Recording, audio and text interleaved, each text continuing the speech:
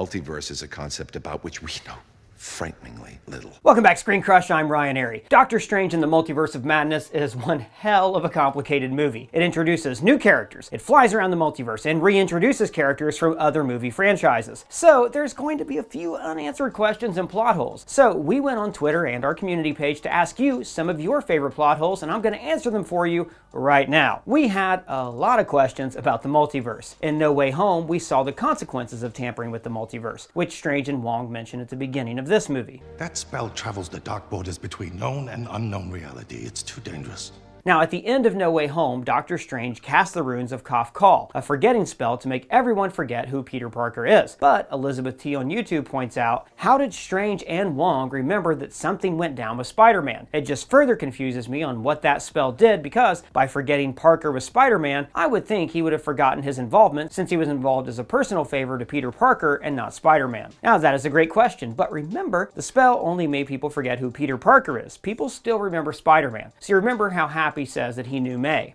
How'd you know her? Through Spider-Man. You?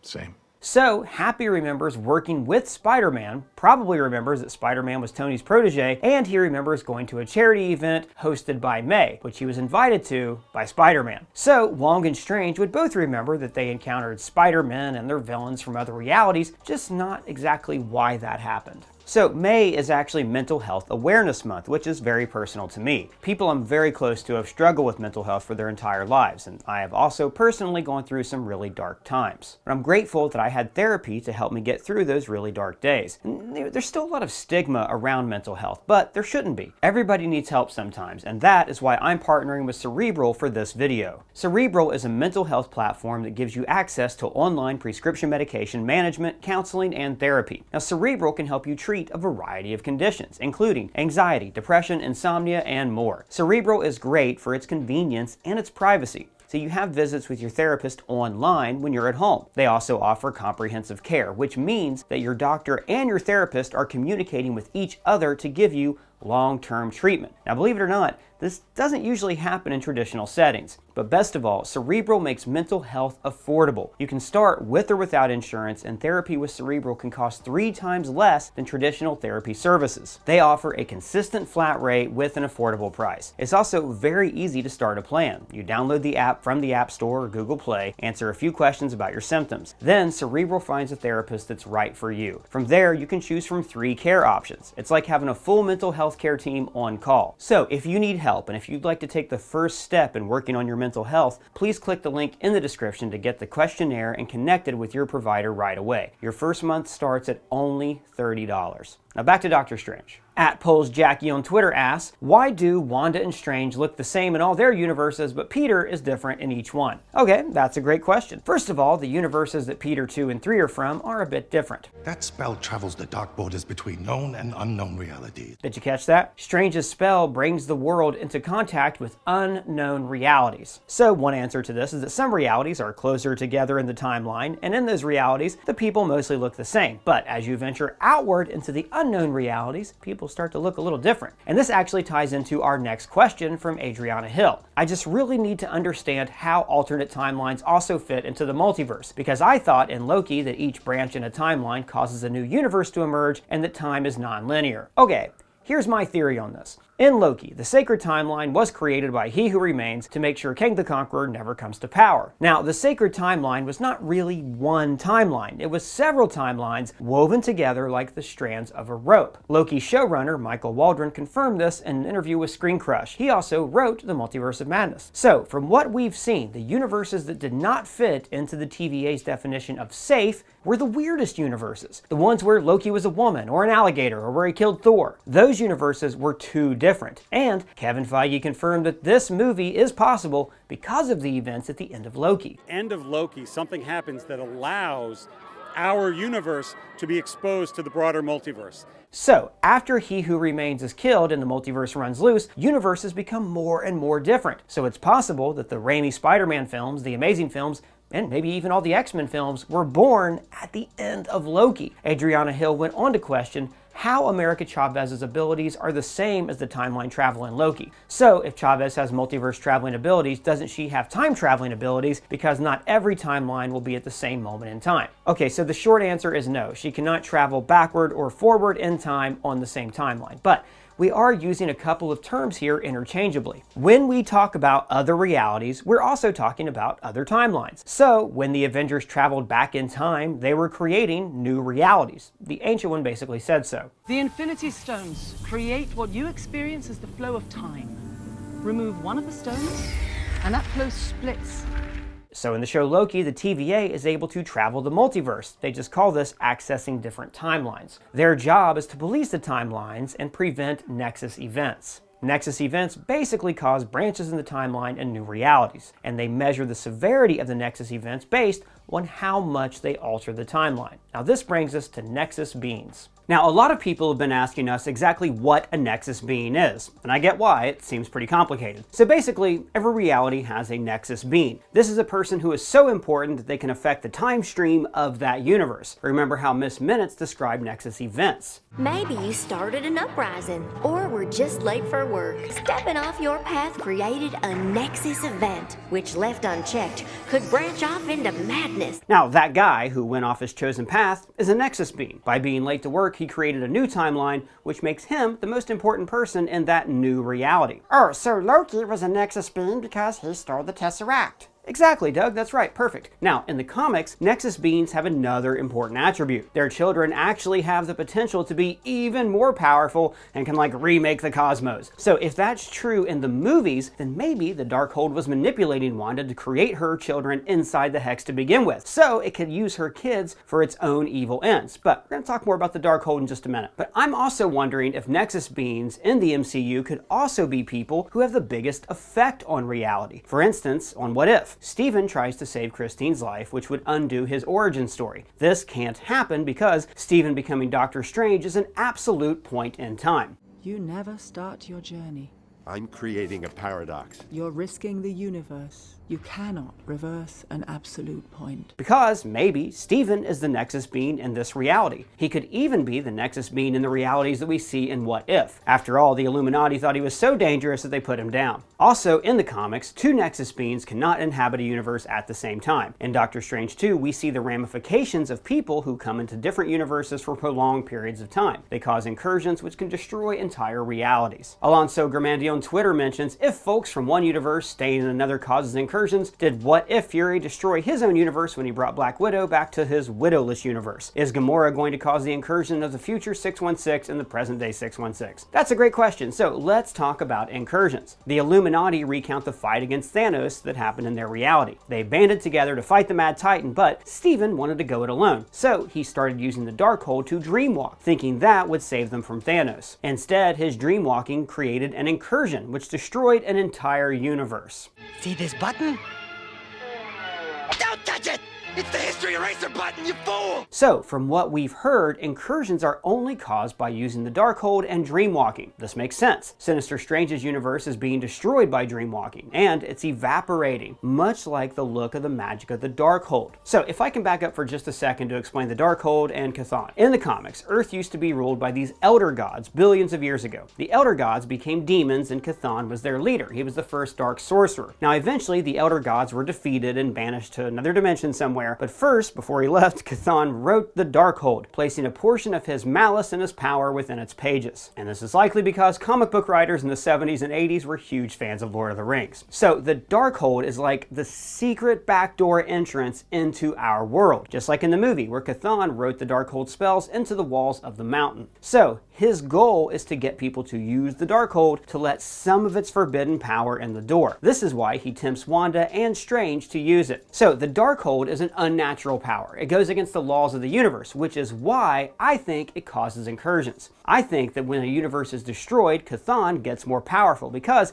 he's essentially consuming that reality. And a lot of people asked us about the Vision. He's not in any of the universes that Wanda sees. Well, we are going to cover this in a separate video, but I think that Vision does probably exist in all these universes. Somehow, he and Wanda made these kids together. Maybe with magic, maybe they're synthezoids, who knows. I think the reason Wanda went insane in our universe is because she lost the Vision. In other realities, he's there as a more stabilizing force. Or Maybe Vision only ever existed in the MCU reality. And Wanda creates these kids because she dreamed of them, seeing other versions of them out there in the multiverse. Wanda can't go insane from the loss of Vision if there was never a Vision to begin with. This leads us right into a question from Sea Salt Bay on Twitter. Wanda has the power of spontaneous creation but couldn't manifest her kids back into existence? I can let her turn to villainy slide because of the Darkhold's influence, but if she was so motivated to see her kids again, she literally could have just remade them. Lol. Well, I don't think she can just remake them. She can only create them before because they were inside a controlled pocket reality that she created. Now, I'm not a sorcerer, but it seems like it would be very hard to create and sustain life indefinitely. Whatever the other Wandas did to create their kids, it was more permanent. Maybe they had help from the Avengers or Vision or even Doctor Strange. The point is, our Wanda was left all alone and her kids died. Zach King on Twitter makes a great point. Since there's presumably multiple universes with Billy and Tommy existing as kids of Wanda, why would there not be a universe where Billy and Tommy were born but then became orphans later on? I mean, in an infinite multiverse, there has to be at least one version of this universe. Wanda could just become the mom of those variants and everybody would be happy. Well, Zach, you're 100% right. I think the big flaw in the movie is Wanda's motivation. They made her into a kidnapper instead of a savior. At the end of WandaVision, her kids' voices clearly say,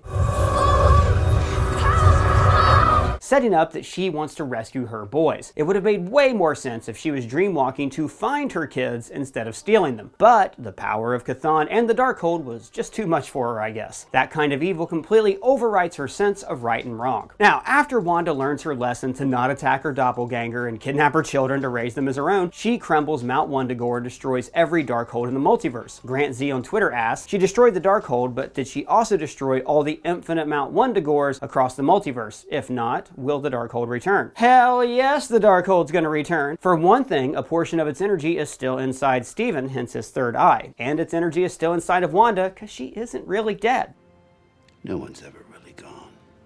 You're absolutely right. I don't think that she has the power to remove every Wundagore mountain across realities, but removing the Darkhold will make it far more difficult for people to be tempted by Chthon's magic in the future. Ebron on Twitter similarly asks, how did Wanda destroy the Darkholds in every universe, as she needed to use a spell to cast her consciousness into another version of herself? Well, I think it's because the Darkhold's energy was inside of her, and she could sense its existence in all the other realities, kind of like how Harry Potter could sense other Horcruxes. She used the different Darkholds in other realities to dreamwalk. They essentially created a kind of chain that she can move across. Therefore, it makes sense that she would be able to erase those Darkholds as she sensed them. This also clears up a question I had later in the movie about the toll of actually using the Darkhold. When Steven used it to dreamwalk, the souls of the damned trapped inside of the book attacked him, pressuring him to stop. Yet, we saw Wanda use it at the beginning of the movie with no repercussions. Yeah, why did that happen? And why was Agatha able to use the Darkhold? Well, think about it. The Darkhold has a whole chapter just about the Scarlet Witch. Did you know there's an entire chapter devoted to you in the Darkhold? And in WandaVision, we see a Scarlet Witch entity attach itself to Wanda. I think that this Scarlet Witch entity is actually the raw power of Chthon. The Darkhold was basically created for the Scarlet Witch to use. There's a page in the Darkhold that shows the statue of the Scarlet Witch on Mount Wundagore, and Wundagore is where Chthon writes his spells into the walls. So basically, the Scarlet Witch is his gateway back to power. He will rule through her. So, over the years, the Darkhold tries to find its way to Wanda, so she will use its power and release him back into the world. This is why the Darkhold wanted Agatha to use it, because Agatha was going to lead it to the Scarlet Witch. But Strange would resist the Darkhold's magic, which is why those demons fought back against him. So the Darkhold is very much like the One Ring. I guess it is. The ring is mine. Now, the multiversal existence of the Darkhold itself brings up some interesting questions. It's the Book of the Damned, a book of all the dark magic collected by the demon Chthon. The Book of Vishanti, on the other hand, is its antithesis, an infinite collection of white magic used to defend against evil. So the entire first half of the movie was dedicated to finding the Book of Vishanti to stop Wanda, but they journeyed to find this one book. If there is a Darkhold in every universe and the Book of Vishanti is its intended antithesis, shouldn't there be one Book of Vishanti in every universe as well? Well, not necessarily. It could be that there is only one Chthon in the entire multiverse, and that he planted multiple Darkholds in different realities. He did this to tempt people to cause incursions, because like I said earlier, incursions only make him more powerful, which is, look, just a theory, but a good one. As for the Book of Vishanti, look, the real reason there's only one is because it makes for a better movie. If there were several of them across the multiverse, then Steven would just go to another universe where one was easier to find. But in universe, I think there's a strong reason for the Book of Ashanti to be unique. The more you have of something, the more you diminish its value. The Book of Ashanti is so powerful because there is only one, and you could never use two of the books against each other. Now, this movie also explores the concept of witchcraft versus sorcery. We learned a lot about the rules of witchcraft in WandaVision. Runes. In a given space, only the witch who cast them can use her magic. Which probably should have come up in this movie at some point, but whatever. Lucas Meyer on YouTube points out that when Doctor Strange is in Illuminati jail, the handcuffs blocked his magic, right? So, how can he move his hands with any dexterity, let alone fight Mordo? In the first movie, don't they say that his hands will never heal, so he uses magic to move his hands properly. So what's up with that? Well, that's a great question. Well, for most of the fight, Stephen is fighting with his free hand that has been set loose from the cuffs, so that one would be stabilized by magic. And for Stephen to fully heal his hands, he would have to use all of his magical energies to focus just on them. So by being Doctor Strange, master of the mystic arts, he's actually sacrificing his life as a surgeon. Now, I don't think that it's that Stephen's hands don't work at all. He's just lost the nimbleness and dexterity required to perform complicated surgery. For instance, he can still use his hands in Doctor Strange, but just for simple tasks. And in the Mordo fight, he can still punch and grip onto a ledge. But in this movie, we do see that he has trouble tying a tie, and he has to do it with magic. This is probably why he also owns a goatee shave guide that we saw in No Way Home.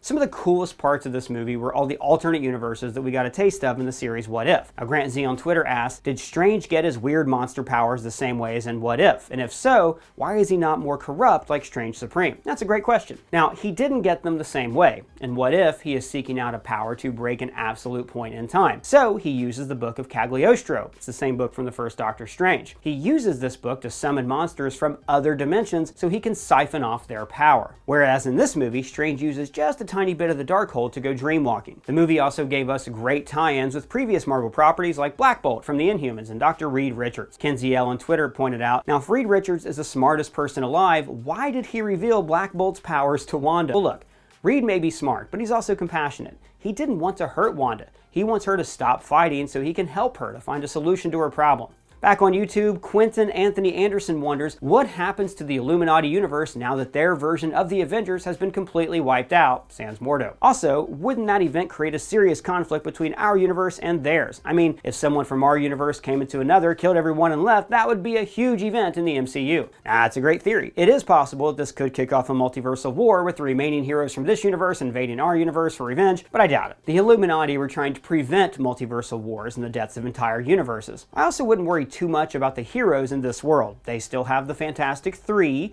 and a whole race of Inhumans and mutants to protect their reality. They'll be fine. On Twitter, E. White points out, what happened to Mordo? I mean, look, he'll mourn the loss of the Illuminati and rebuild, I'm sure. If any member of the Illuminati was going to seek out and destroy Stevens across the multiverse, then I'm guessing it would be him. Unless you're asking about Mordo in the 616 universe. This guy. Too many sorcerers. Mordo is still out there, hunting wizards, and will probably be a key villain in Doctor Strange 3. And actually, side note, there were early drafts of the screenplay where Mordo began the movie by hunting Wanda, and she decapitates him. I think it's much better that they saved his life for the next movie. Renobozo points out that towards the end of the movie, more of a continuity error than a plot hole, but at the end when Wanda begins to destroy her throne room, America opens a portal to Kamar-Taj for her and Wong to go through. But when America opens a portal to find Strange in the destroyed universe, it shows America and Wong still on Wundagore Mountain. Well, because we don't know how many places they looked before they found Steven. Could have been they just went back to a different mountain in a different reality and they were just checking that place out first. Then they found Steven in the destroyed universe. Sky Christie asks, why didn't Shang-Chi help Strange since he joined Wong at the end of his movie? That's a good question, but he didn't really join Wong at the end of the movie. It's not like he goes to live at Kamar-Taj and trains with the sorcerers. Wong and the other heroes basically say, hey, welcome to the layer cake. Welcome to the circus. I'm sure that during this movie he was off on some other adventure or singing karaoke somewhere. Hey, if dreams are a window to the multiverse, does that mean that every time a character dreams in the MCU that they have been seeing their multiversal self? Not necessarily. So think back to when characters have dreams, or mostly for PTSD purposes. Tony in Iron Man 3 or Bruce Banner in The Incredible Hulk. Now, here's the thing. Kevin Feige said that the events of Loki actually created the multiverse that we see in this movie. The multiverse that is spinning out of control. So it's possible that all of those dreams and other movies took place before those events at the end of Loki. Or maybe Tony simply saw a multiversal version of his daughter, which is why he wanted to have a kid so bad. I dreamt. We had a kid. So real. We named him after your eccentric uncle. What was his name? Right. Morgan.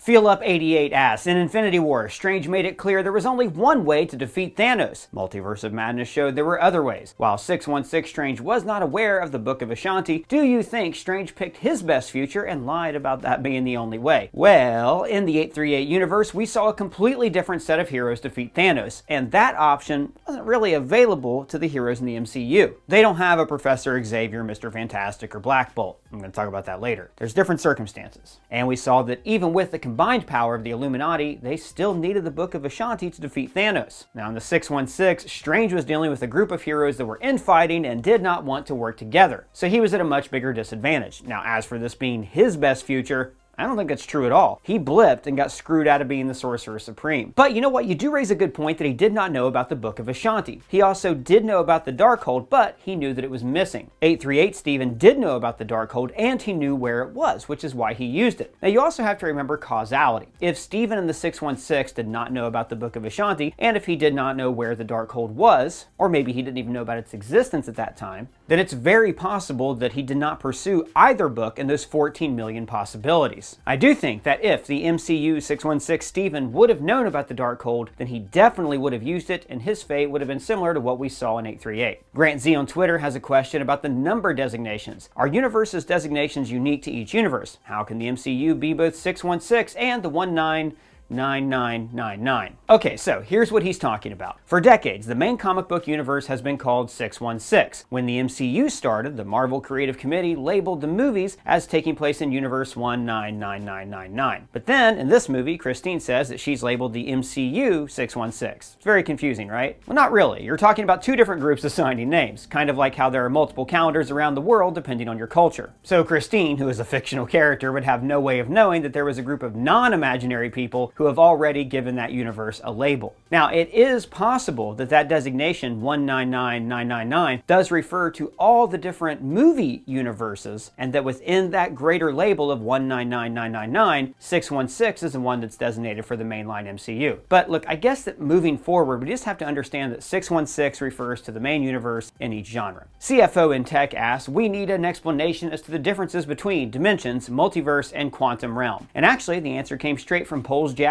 Dimension is another plane of existence. Multiverse is several universes that are parallel and nearly identical, and the quantum realm is smaller than the microscopic realm where time behaves differently. Well, that's one explanation, but when the Ancient One shows Strange other dimensions, she says, "Who are you in this vast multiverse?"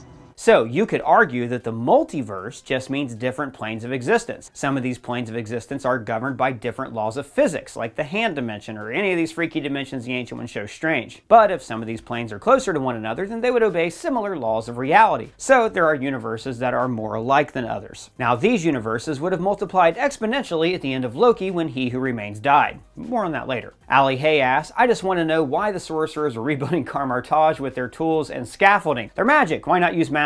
Because any job worth doing is worth doing the hard way. The Sorcerer's Apprentice taught us this.